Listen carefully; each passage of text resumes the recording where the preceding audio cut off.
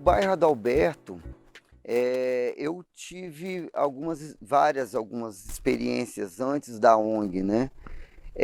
Com quadrilha, nós fizemos várias festas de quadrilha dentro do bairro. E o Rabichola, que é um dos grupos de quadrilha mais antigos daqui do município, daqui de Muxabo, sempre vinha se apresentar. E hoje, fazendo 51 anos de Rabichola, tivemos várias participações e várias festas dentro do bairro na época, né? E depois, com a vinda da Crescer e Conviver, a gente começou a desenvolver alguns trabalhos mais pontuais na área da dança, do teatro, dentro do bairro. E isso acabou desenvolvendo alguns outros projetos na área de artes, né, pintura de quadro, tela, mural, mais teatro, dentro da escola. Então eu acabei desenvolvendo uma rede, na época, onde nós trabalhávamos a educação, balé, né, a parte cultural em si, de teatro, dança, junto à escola, que também apresentava seus projetos pedagógicos, e a gente desenvolvia, junto com a pedagoga, uns trabalhos muito legais aqui dentro do bairro do Adalberto. Olá pessoal, tudo bom com vocês? Aqui é o Léo Ribeiro, coordenador do Projeto Fênix. Salve galera, aqui é o SK, sou o MC do Projeto Fênix, faço parte aí, estou há alguns anos envolvido no projeto. O bairro sempre foi muito receptivo, as pessoas foram sempre muito receptivas. Tanto que me cobram quando me veem, quando que vocês vão fazer algo lá? Ah, vocês tinham que ter um local para dar aula dentro do bairro. Quantas vezes a gente arrecadou alimentos, arrecadou brinquedos e trouxe para Tia Flor, que tem um projeto que ela mesma financia, ela mesma tira do salário dela de pensionista para poder apoiar essas crianças. A gente fez essas arrecadações e trouxe para ela. E ela fala assim, poxa, vocês têm que fazer alguma coisa aqui. Mas só que para a gente fazer alguma coisa aqui, a gente precisa de estrutura. Essa estrutura que nos falta. Energia, local, aparelho adequado para um som adequado para o local. Isso daí que nos falta. O poder público em si, prefeitura, governo do estado, eles não nos apoiam como deveria. Que eu venho de cultura, de base, em que eu não sou de depender, entendeu? Se eu tiver que fazer uma coisa, eu vou fazer, vou pedir, posso até ir, mas se eu não tiver respostas, né, eu meto as caras, vou lá e faço. Por quê? Se nós ficarmos esperando um gestor, né, ter um olhar específico, um olhar direcionado para essas paixões, né, e essas responsabilidades dentro de um município, fica muito complicado. Porque hoje sabe-se que por trás de uma paixão, de um olhar, existe dinheiro, e existe muita negociata, e existe muita coisa que atrapalha. Então, quando você está lidando com peixe pequeno, não existe verba, não existe apoio, entendeu? Não existe colaboração, não existe olhar.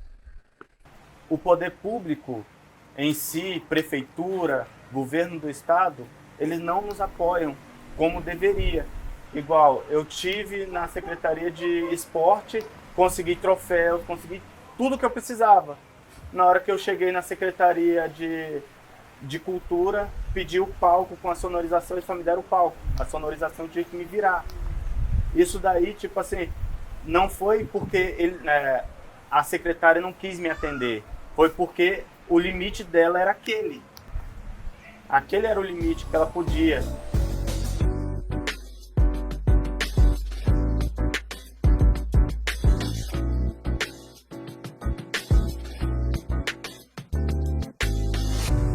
Então, um pouquinho de curiosidade do bairro. Eu moro aqui no bairro desde os meus 11 anos de idade. Me mudei faz um tempinho porque, graças a Deus, conquistei minha casa. Só que dentro do bairro, na época que esse campo ainda não era desse jeito, não era aterrado desse jeito, era aberto.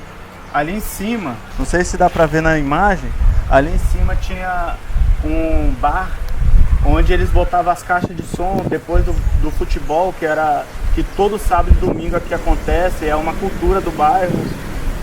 Botava os baile charme, as músicas de funk das antigas, e a galera ficava dançando dentro do campo, ficava no campo, aí tinha aquela disputa de som, o falecido, o saudoso Neném, DJ Neném, que era professor do Coco, foi DJ por muitos anos deles lá, ele soltava o som dele também, ficava aquela disputa legal, só de música de funk.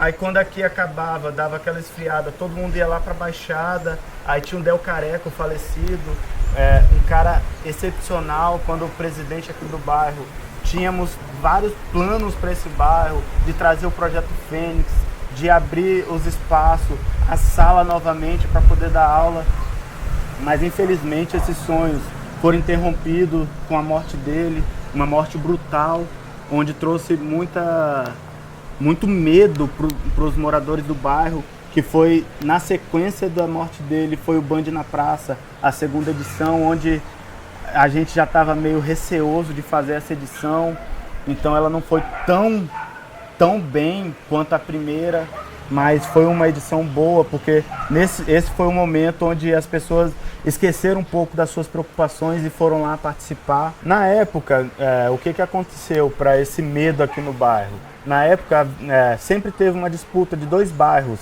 aqui, o nosso contra outros bairros, e nisso teve uma tomada do tráfico aqui, e como o Del Careca era o presidente do bairro, ele acabava batendo muito de frente com eles, porque ele queria trazer festas, trazer atividades culturais aqui para o bairro, e isso demandava policiamento, porque a prefeitura não iria liberar um palco, uma estrutura de som, sem que houvesse uma segurança. E é praxe. Quando você solicita, você tem que apresentar um alvará solicitando policiamento também. E isso foi feito. Quando o pessoal do movimento descobriu que ele tinha trago a polícia para esse evento, eles foram questioná-lo. E isso demandou, infelizmente, na morte dele. Triste, né? Agora, a parte mais interessante de toda essa história cultural foi quando eu tive a oportunidade de estar em alguns ambientes familiares, em conhecer as culturas trazidas das terras das pessoas que vieram para cá, né? E aí eu conheci alguns pratos típicos, né? Alguns bordados e alguns doces também tradicionais da Bahia, da parte do norte de Minas. E isso foi muito enriquecedor, porque através desses quitutes, dessas apresentações, né, que foram feitas, várias dessas mães, na época, tiveram a oportunidade de começar um curso de culinária dentro da ONG, né? E esse curso valeu muito, porque hoje elas trabalham com esse insumo, com todo esse trabalho cultural que já é de família, passado de mãe, tia, né, para os demais, hoje, né, familiares que moram aqui em Guarapari.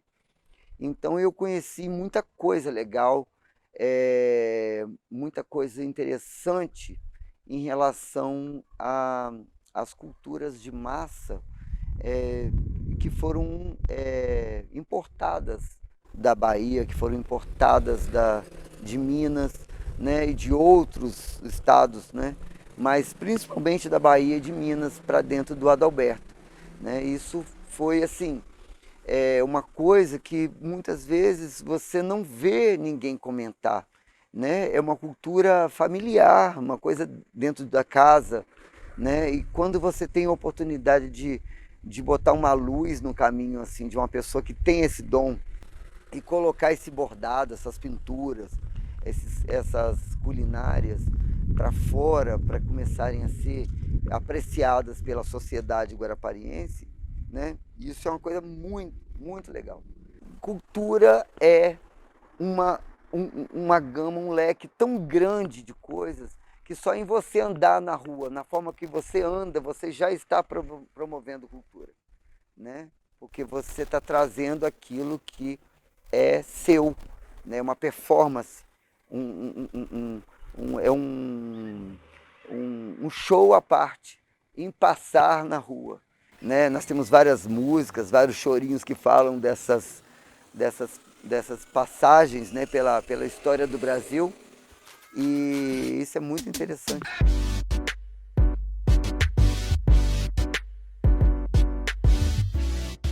Lidar com a cultura aberta, né, a cultura de leque aberto, onde você extrai o melhor da pessoa, dentro de um bairro como esse aqui, Adalberto Simonadi, é um bairro que tem muita vontade, muita sede de cultura.